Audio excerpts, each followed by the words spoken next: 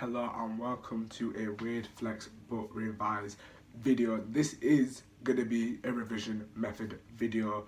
I think it's the first or the second one, but I'm gonna be basically redoing the flashcard video. I'm not gonna be doing no updates or no little information here and there in the intro. We're literally just gonna get straight into it because I said in the last video, the little update video on the air clearer, that this is gonna be straight revision, straight hardcore, and straight to the point. Yes, gotta be real straight.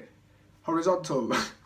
But flashcards, what are they? They are little pieces of card that you write on. You can colour coordinate, you can do it for different things that I'm going to be explaining later on, like case studies, exam style questions, bullet points, etc. All of that, that is what flashcards are. Why do we use them? We use them to strengthen our active recall. You know, if you have at least watched one of my videos or the revision guide timetable, active recall is such a blessing that you need to have. You need to be able to strengthen it. It's a muscle, it's a skill, and that you can strengthen through flashcards. Active recall is the ability to recall something or like have your own knowledge, being able to regurgitate it or just say it or just write it down or something like that, because that is what the exam structure is going to be like.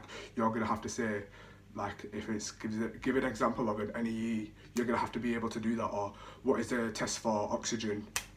Chemistry, bam, you need to know that. That is active recall. Either it's short AO1 or just exam pointers for each of the marks for, say, science, for the 4-mark question for an explanation, or a 6-mark formation question in geography, anything like that. It literally is that, bam, active recall, just getting it out there. So that is why flashcards are used. How are they used? They are firstly either used on your own by yourself, just going over the information. Like this one is a case study for managing tectonic hazards because I do geography, or you might do it for the key events that led to Hitler establishing a dictatorship from January to July 1939. Anything like that, literally, you can link it to anything or adapt it to any situation or subject that you have. Obviously, these are my subjects. You know what subjects I do if you watch the first video, but that is what it is for.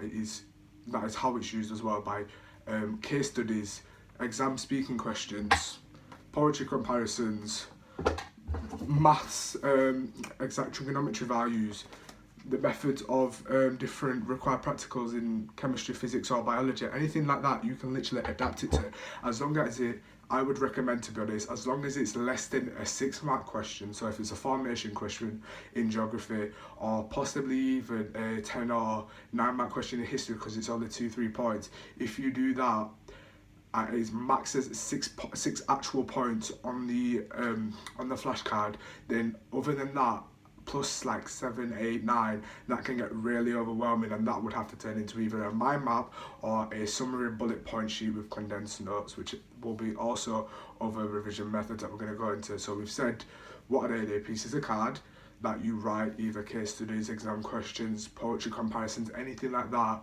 Quick AO1 to start up your active recall center, your active recall memory, active recall muscle that we need to build up, because in the exam we're going to have to do that. Regurgitate, test for sodium hydroxide. I don't know if that's actually a test in chemistry, I can't remember. But say the test for hydrogen gas, what is that? Bam, that is active recall. So that's going to be the flashcards. How do you do it? You literally either use your case study booklet, whatever resources you have, your revision guide, anything like that, and to write it down. And basically the fact that you're actually looking at the, like, say your book or your revision guide or anything it is, and you are writing it and you're comprehensively looking at what you're writing, and you will remember it. Say either you use colour coordination, both with the actual colour of the card, because I have pink, blue and green here, or like you actually have you have colours based on the different subject. Like geography for me is like a teal turquoise colour for the case studies. So if you have that colour coordination as well as your actual hand eye brain coordination, you're understanding what you're writing, that is revision in itself, because your brain is going to remember that event of writing down the words and writing down what titles or whatever it is. And the colour coordination, that is a key thing. I can't stress it enough. People love to say, oh yeah, but if you do then pretty notes and stuff like that, like I'm going to get that into like mind maps or more condensed note. But if you do like them pretty titles or like the weird fonts that take ages, then it's not actually going to be working, this, that and the third. Yes, to some extent that's correct, but I would say limit yourself to say if the text or the font or the title or whatever it is, the main body of it that is describing what it is takes more than 5 minutes, then that is a waste of time in my opinion. Because yes, it is good to have legible notes that are clear and easy to read for your future self, but if you're taking an extreme amount of time, say like 20 minutes just for one page, unless it's extremely detailed and extremely condensed from like say a whole topic or a subtopic in an area of one of your subjects, say like biology, and because I do triple, we'll just pick up the I, and you're firstly explaining the different sorts of accommodation both in dim light and bright light, and then you are talking about the different areas of the eye, as well as something like the relation to the eye and actually linking it to the brain and how it works with the whole process of that for like a 6-mark question.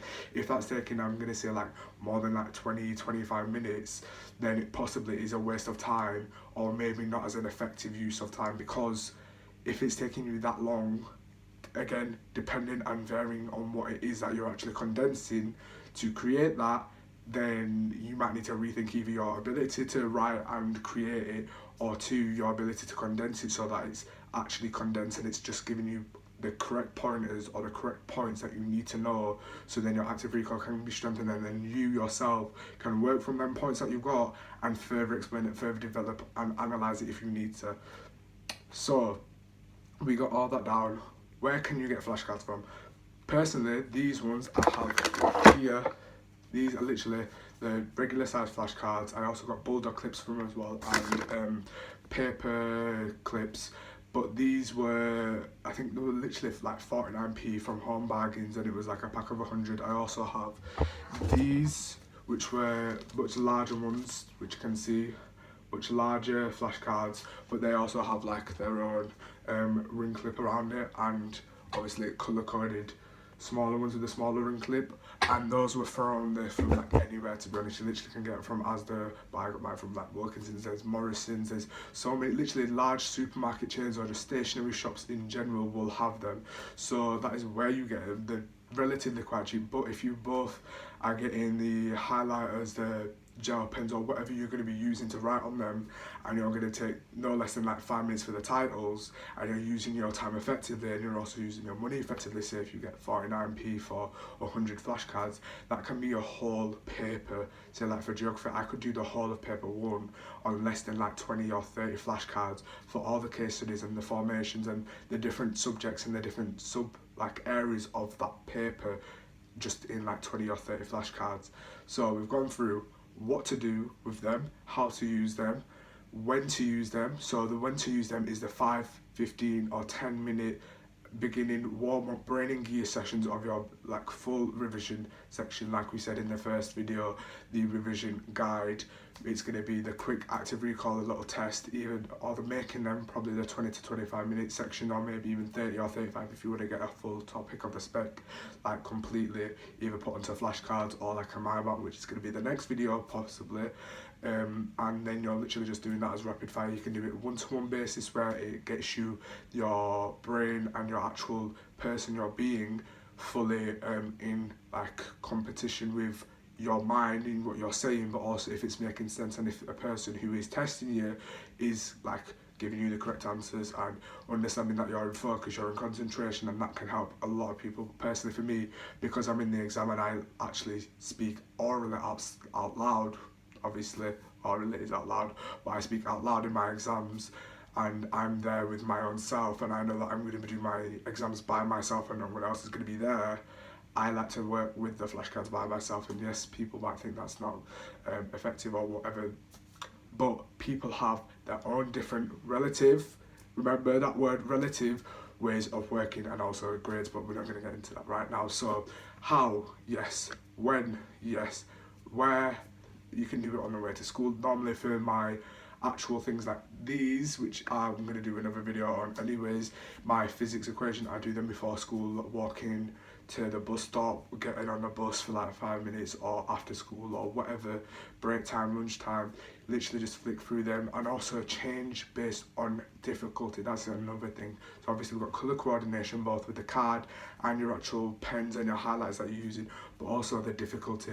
Spaced repetition is also another thing. I'm just going to quickly get into it. Spaced repetition is using your time and spreading it out over a period of time, so it's becoming completely consolidated within your head and it's being sustained, and it's over, like, again, a long period of time, but that means that it's fully solidified within your head. Because if you're doing it, like, say, every day or every other day, when you're not doing it, you can literally do a splurge method, which is another revision method that I'm going to get into, but you literally get a blank sheet or an A3 sheet, line or not line, blank, plain, whatever, and you literally just write everything that you think of. You get a topic title and you write everything that comes to your mind, and once you've done that, you can see the areas for improvement and how effective your flashcards are, and then based on that, either change the difficulty, mix them up, do the easy ones near the end, or mix, like, have the harder ones at the beginning but also put in a few easy ones so that boosts up your morale.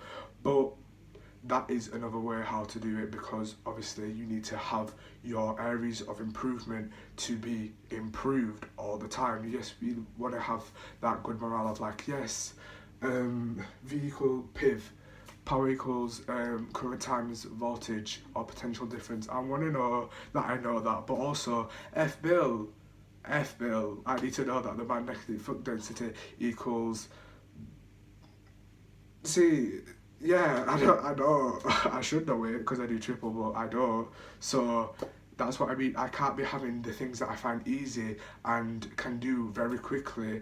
Yes, that is good for over time and showing that I've got that knowledge, but also I don't want to just have that thing being at the top, so I feel like, oh yeah, I'm doing well, but I'm not actually revising. I'm just knowing, and I'm going over the thing that I know so well already, and I can already roll on off the tongue instantly. So we've got every point has been hit, so where to get them, what to do with them, what to do, like, with actual writing and practicing, how long for it to practice for. I don't think there's anything else that I can actually say other than have them legible, no more than 10 minutes for the titles, or like nice fonts or anything like that, as well as the colour coordination both with the card and the highlighters, so that your brain understands that, yes, I can use the yellow highlighter in my English language exam, or I'm going to use the blue or turquoise highlighter in my geography exam, because that is linking to my brain and the stimuluses that put me in that mindset.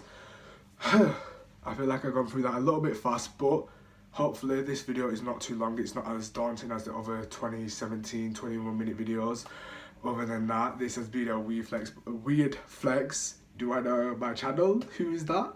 Weird flex but revised video. Hope you enjoyed. The next video will possibly be a mind map, and obviously we'll have an exemplar video as well for the flashcards with a summary sheet.